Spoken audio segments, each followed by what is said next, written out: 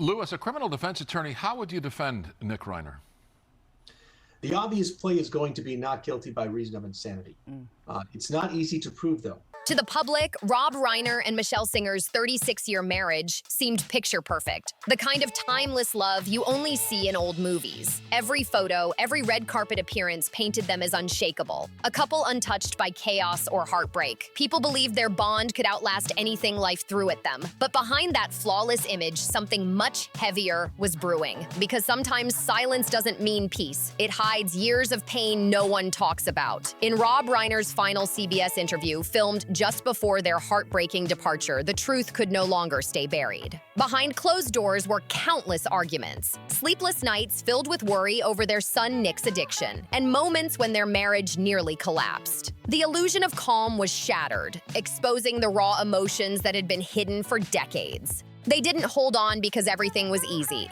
They held on because of their children. Because walking away meant tearing the only family they had left apart. That love became their anchor, even as exhaustion consumed them both. And then, in a cruel twist no one saw coming, tragedy struck suddenly and coldly, freezing their story in time forever. When CBS captured Rob Reiner's final appearance, the world saw not a Hollywood legend, but a fragile man whose spirit seemed worn from years of quiet endurance. His face, marked by deep lines and sorrow, told more truth than any interview could. Under the harsh studio lights, it was clear this wasn't the image of fame or power, but of a man who had given everything to love and lost almost all of it in return. Gone was the calm, confident man the public once knew. In his place sat someone utterly worn down, his voice trembling with the exhaustion of a lifetime of pain. The crew on set didn't know it then. You have to prove that his son did not know the difference between right and wrong during the commission of the crime. And that takes experts, forensics. You look at all the data, social media, emails, and text messaging and so forth to see if, in fact, the person did not know the difference between right and wrong. But they were witnessing what would become Rob Reiner's final confession, a moment frozen in time. He made it clear right away he wasn't there to promote a new project or celebrate his legacy. "I'm here," he said quietly, "because it's time to tell the truth, especially about my family." He talked about his home, that famous, glowing house often featured in magazines as a picture of success and stability. But behind those bright walls, Rob said, lived years of silence so heavy it became unbearable. There were long stretches where words stopped, where love became quiet, and where presence turned into absence. He admitted there were times he was so consumed by directing, writing, and chasing artistic perfection that he didn't see what was right in front of him. Michele fading away piece by piece into her own world of distance and solitude. "I thought silence meant peace," he reflected painfully. "But later, I realized silence can also mean abandonment." Those words hit everyone in the studio like a shockwave. Rob went on to recall the moment his world shifted, when he met Michele Singer on the set of When Harry Met Sally back in 1989. He said she changed everything. The movie's original ending had been tragic, mirroring his own heartbreak after divorcing Penny Marshall. But when Michele, a radiant young photographer visiting her friend, cinematographer Barry Sonnenfeld, walked onto that set, something clicked deep inside him, Rob said, smiling faintly. "Barry looked at me and said, 'You're not going to marry Michelle Pfeiffer, you're going to marry my friend Michele Singer.' And he was absolutely right." Before Michele, Rob said he always felt incomplete. He made successful films, yes, but he felt like he was only living half a life. "When I met Michele," he once admitted, "I realized this is what real love feels like." It's not often prevailed upon, and even when it is successful, the person doesn't just walk away. They end up being in a state hospital for most of the duration of their life. LAPD Chief McDonald said that they're not sure if the murders were conducted on Saturday night or Sunday, saying that timing could impact how the case is prosecuted. What does that timing, why does that timing matter in prosecuting the case? That feeling inspired him to rewrite When Harry Met Sally's ending, turning heartbreak into hope, letting Harry and Sally reunite on New Year's Eve, just as he and Michele had found each other. Just months later, they got married in Hawaii, in a small, spontaneous ceremony with only 2 strangers as witnesses. "We weren't just husband and wife," Rob said proudly. "We were partners. She made me whole." But what no one realized then was that even as their story looked perfect, the cracks had already begun to form. The very moment they felt most complete was the same moment they started to drift apart, quietly, slowly, and with an ache that only grew heavier with time. That was when Rob began to open up about the little everyday things that made his marriage to Michele so real. He laughed softly as he described how different they were when it came to parenting their 3 kids. "I was the soft one, the spoiler," he said. "Michele was the one who kept things in order." And maybe that was why their home stayed balanced for so long. Because where Rob's warmth overflowed, Michele's discipline kept everything grounded. But even beyond love and marriage, Michele was his muse. The heartbeat behind his best work, the calm in his storms, the quiet voice that reminded him who he really was. "Without Michele," Rob said, his eyes distant, "I don't know who I would have become." And when the conversation shifted to fatherhood, the emotion in his voice deepened. For all his success in Hollywood, Rob said the greatest joy of his life wasn't directing hit films. It was holding his children for the first time. I think it goes to the extent of deliberation and calculation by the defendant. The later in time that this murder occurred from when the initial fight was, the more deliberate and calculated the actual act was, which would then back up the special circumstances murder, which requires premeditation and planning. He described the weight of a newborn on his chest, that tiny heartbeat against his, and how he made a silent promise that no matter how cruel the world could get, he would always be their safe place. His love wasn't loud or showy, but it was carved deep like something eternal that could never fade. But over time, that peaceful balance began to crumble. The moment everything started slipping was when his son, Nick, once the family's brightest light, began to change. Rob's voice cracked as he remembered those early signs. Nick, coming home late, the faint smell of smoke, the distant eyes that no longer met his. "I saw it," Rob said quietly, "but I told myself it was just teenage mood swings." Then came the money requests. Small at first, for movies or hanging out with friends, then bigger and more frequent. Soon, the reasons stopped coming altogether. Behind closed doors, Rob and Michele argued in whispers, trying to stay calm so Nick wouldn't hear. "Maybe we should stop helping," Michele urged one night, but Rob couldn't do it. "He's our son," he insisted. "He needs us." What he didn't realize was that the line between love and enabling was slowly disappearing. Their home, once filled with laughter, started to feel like a war zone. Rob recalled the darkest moments, nights when Nick would bang on their door, shouting in a voice that didn't sound like him anymore. Once he pushed Rob against the wall while Michele stood frozen, too afraid to move. "I didn't see my child," Rob said, his voice breaking. "I saw a stranger wearing my son's face." When the interviewer asked why he never called the police, Rob lowered his head and whispered, "Because I'm a father." He admitted he was terrified that one call could destroy Nick's future, that the media would twist the story, that the world would brand his son forever. But deep down, Rob knew the hardest truth of all, that love alone, no matter how fierce, sometimes just isn't enough to save someone you'd give your life for. There were nights when everything fell apart behind closed doors. Nick would lash out, storm off, and leave the house in chaos. The silence that followed was almost louder than the shouting. Rob said the hardest part wasn't the violence or the damage, it was the heartbreak of still opening the door afterward, of still hoping that this time would be different.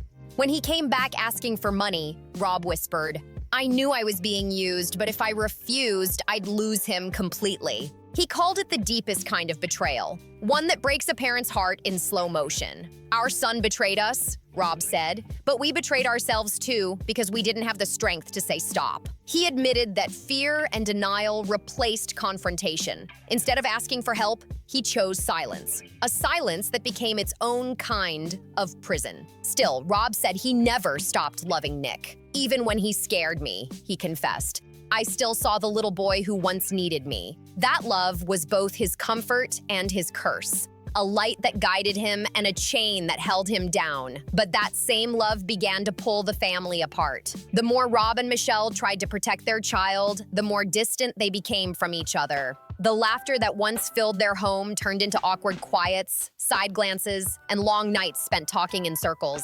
No one could pinpoint the exact moment they stopped being a team, but they both felt it. a slow drift that came from years of exhaustion and heartbreak. It didn't explode, it faded. Until love, once their greatest strength, became the reason for their battles. Rob said what wore him down the most wasn't public judgment, it was the illusion. People see the pictures, he said softly. The smiles, the parties, they think that's real. But behind those doors, it was anything but peaceful. So many nights were spent in silence after fights that left no words worth saying. Every argument came back to one subject: the children. Not because of hate, but because of love expressed in two completely different ways. Michele wanted structure and boundaries. She wanted Nick to face reality. Rob just wanted his children close, no matter the cost. "We can't live like this anymore," Michele said one night. Rob stayed quiet, terrified that anything he said would push her away further. Sometimes their arguments weren't shouting matches. They were whispered confessions in the kitchen at midnight. Michele once asked, "Are you protecting our child, or your idea of being a good father?" Rob's answer was barely audible. "If I let go, I lose him." That one sentence widened the distance between them forever. Things escalated after one terrible night when Nick caused serious trouble. Michele, shaking with rage and heartbreak, grabbed the phone and said, "I'm calling the police." Rob stepped in front of her, pleading, "Don't, please, he's our son." His voice cracked. Michele burst into tears, not from fear, but from exhaustion. "You're choosing him," she said, "and leaving me behind." Her words hung heavy in the air. Rob couldn't deny it. "I love you," he whispered, "but I love our child too. I don't know how to keep from losing you both." That night almost ended everything. Divorce papers were mentioned, suitcases came out, then went back in the closet. Rob said it was the first time he truly believed their family might not survive. Not from lack of love, but from too much of it, pulling in opposite directions. "We didn't fight over fame or money," he said. "We fought over the children we loved more than anything." Michele wanted accountability. Rob wanted protection. "I couldn't bear to see my son in handcuffs," he admitted. Michele's reply was ice cold. "And I can't live in fear anymore." Both of them were right, and that's what made it so painful. Rob confessed that he chose silence over truth, hoping to hold the family together. "Maybe," he said quietly, "I was just prolonging the pain." But those arguments didn't break them overnight. They eroded them slowly, drop by drop, like water carving into stone. People still believed in the image of their perfect family. But Rob said the truth was far more complicated. "Happiness doesn't mean there are no cracks," he said softly. "It means seeing the cracks and still trying to stay." Then he paused, his voice fading into a whisper. "But there are prices, and I don't know if we paid them the right way." And it wasn't just Nick. Their other children, Jake and Romy, had their own silent struggles. The kind that never made headlines. When Rob talked about them, his voice carried a quieter kind of sadness. Not dramatic, but steady, like a wound that never healed. He said Jake grew up in comfort, maybe too much comfort. "He never had to worry about anything," Rob explained. "He's smart, but not driven. Every time I thought he'd take responsibility, he'd find another excuse. Not ready, not the right time, the world's too hard." Rob sighed and admitted he always gave in. "I kept saying he'd grow up eventually."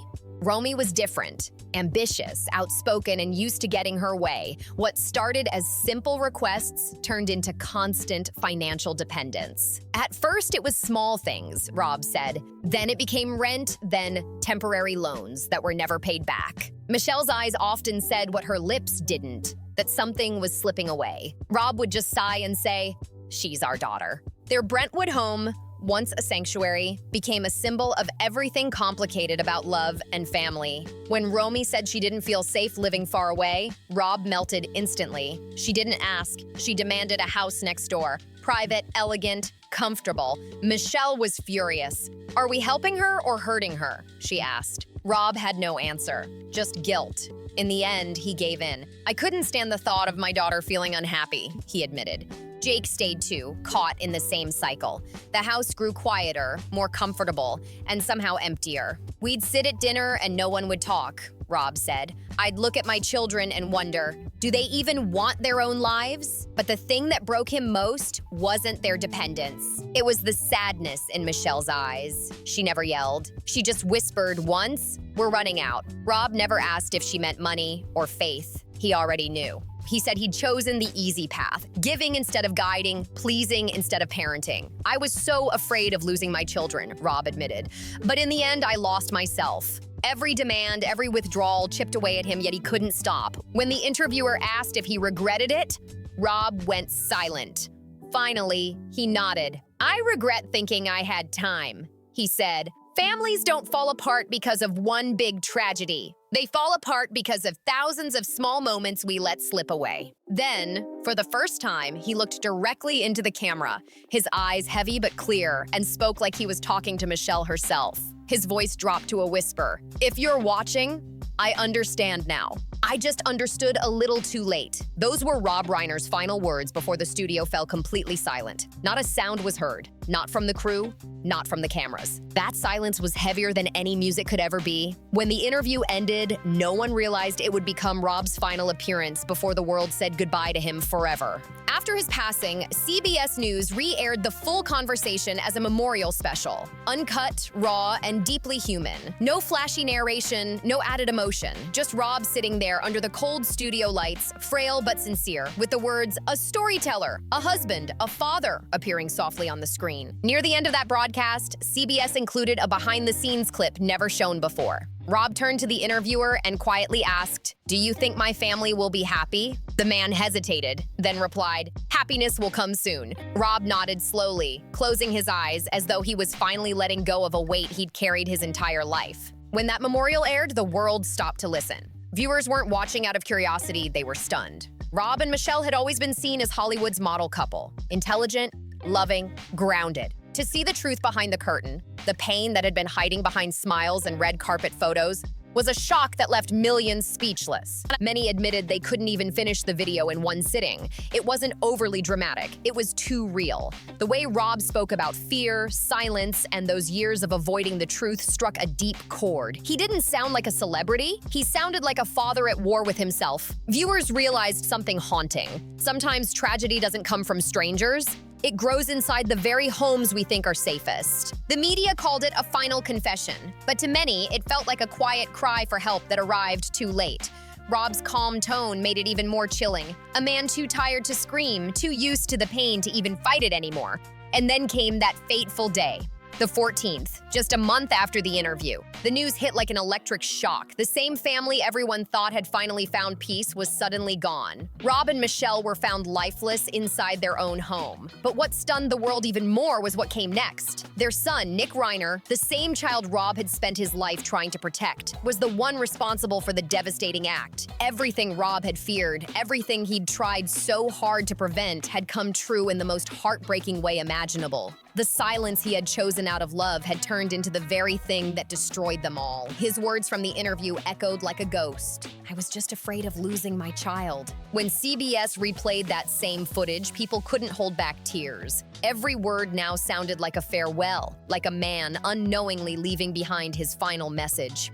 "If there were still time," he had said, and audiences everywhere broke down. The time had been there, but no one had dared to face the truth in time. After that, the public's perception changed completely. The perfect family photo was no longer inspiring. It was haunting. People began to ask themselves how many other homes were living the same story, smiling for the world while crumbling in silence behind the walls. The most terrifying part wasn't the act that ended it all, but the years leading up to it. The quiet, suffocating years when love, fear, and denial became tangled beyond repair. Rob Reiner's love for his son had been unconditional, too unconditional. It blinded him, trapped him, and in the end, destroyed everything he held dear. His story became more than a headline, it became a modern tragedy. One that left a chilling reminder about what happens when love has no limits, when silence becomes protection, and when help comes too late. But to truly understand the heartbreak, we have to look at where it all began, with Michele herself. Who was the woman who once stood at the heart of that family? Michele Singer Reiner, born March 3, 1955 in New York City, wasn't just the wife of a Hollywood icon. She was a celebrated photographer, film producer, and social activist with a life full of her own stories.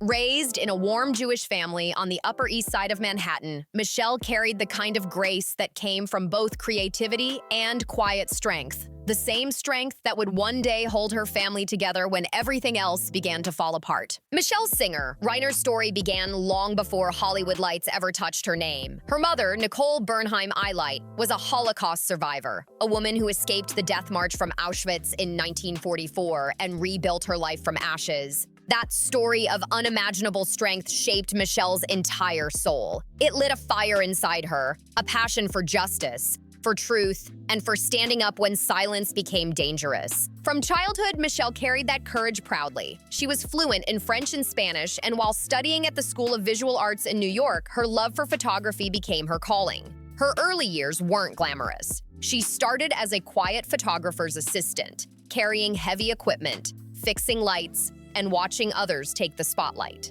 But that's where she mastered her gift. The art of observing people, seeing what they tried to hide behind perfect smiles and confident faces. Soon, her camera lens became her voice. Michele's freelance work caught the eye of Fortune magazine, and by the mid-1980s, she was shooting portraits that defined an era. In 1987, she photographed the cover for The Art of the Deal, a job she would later describe as regrettable. Still, her work made her a respected name in photography, capturing both beauty and truth through her lens. Then, fate stepped in. In 1989, while visiting her friend Barry Sonnenfeld on the set of When Harry Met Sally, Michele met director Rob Reiner, and in that moment, everything changed. Rob, newly single after his divorce, saw her from across the set and couldn't look away. Barry joked, "You're not going to marry Michelle Pfeiffer. You're going to marry my friend Michele Singer." And unbelievably, he was right. Their love story moved fast, and within months, Rob and Michele were married in Hawaii in a small private ceremony with only 2 strangers as witnesses. One elderly woman even complimented Rob on the Princess Bride that day. A sweet, spontaneous moment that symbolized the simplicity of their love. Michele didn't just enter Rob's life, she transformed it. Her presence changed even the ending of When Harry Met Sally. The film was originally written with a sad ending, but after falling in love with Michele, Rob rewrote it so that Harry and Sally found each other again, just as he had found her. For the next 36 years, Rob and Michele became one of Hollywood's most admired couples, not just husband and wife, but creative partners, activists, and best friends. Together, they raised 3 children: Jake, born in 1991, Nick, born in 1993, and Romy, born in 1997. Behind the camera and beyond it, Michele was the flame that kept Rob inspired. He often said she was the driving force behind everything they did. Her career continued to rise. She co-founded Reiner Light and served as co-chair of Castle Rock Entertainment, producing films like Shock and Awe, 2017, Albert Brooks' Defending My Life, 2023, which earned an Emmy nomination, and God and Country, 2024. She even worked on Spinal Tap 2, set for 2025. In 2020, she and Rob signed a major deal with Warner Brothers Television, solidifying their influence as both artists and storytellers with purpose. Michele wasn't just a creative powerhouse. She was an activist with a heart of steel. She co-founded the American Foundation for Equal Rights, which played a key role in overturning Proposition 8 and helping legalize same-sex marriage across the United States. She fought for early childhood education, supported increasing tobacco taxes to fund schools, and worked closely with the Innocence Project to free the wrongfully convicted. Wherever she saw injustice, Michele showed up and fought with everything she had. Rob once said with pride, "Michele is the force behind everything we do. She wants to end injustice." He often called her his true north, the person who reminded him what really mattered. "When I met her," Rob said in one interview, "I finally understood what real love feels like. She made me whole." Michele herself echoed that sentiment in a 2022 podcast. "It just felt right," she said. "We fell in love instantly and never looked back." Friends described her as brilliant, compassionate, and endlessly driven. A woman who balanced creativity and conscience like few could. Together, she and Rob built a partnership that became legendary. Built not on fame, but on purpose. But on December 14th, 2025, that love story came to a heartbreaking end. Michele and Rob were found lifeless in their Brentwood home, an event that sent shockwaves through Hollywood and far beyond. Their son, Nick Reiner, was arrested and charged in connection with their passing. The tragedy left an aching silence in the entertainment world, and in the hearts of those who had believed in the Reiners as a symbol of strength and compassion. When CBS re-aired Rob's interview after their loss, it hit harder than anyone could have imagined. Viewers didn't just see a director or a legend, They saw a man who had spent his life trying to hold his family together even when the cracks were too deep to fix. What he said in that interview no longer felt like reflection. It sounded like a farewell written in real time. Those final words became a mirror for everyone watching, forcing people to confront the painful truth that behind perfect smiles, many families are quietly falling apart. Rob and Michele's story wasn't meant to shock. It was meant to open eyes. It reminded the world that love without boundaries or honesty can slowly turn into the very thing that destroys what it's trying to protect. And that's the heartbreaking part. Rob didn't speak out for sympathy. He spoke out because he couldn't bear to let silence win anymore. He wanted people to see the truth, even if it came too late. So here's the question he leaves behind, one that lingers long after the screen fades to black. If you were in his place, how far would you go to protect the people you love? When does protection become indulgence? When does silence turn into complicity? And most haunting of all, can love, by itself, really save someone who doesn't want to be saved?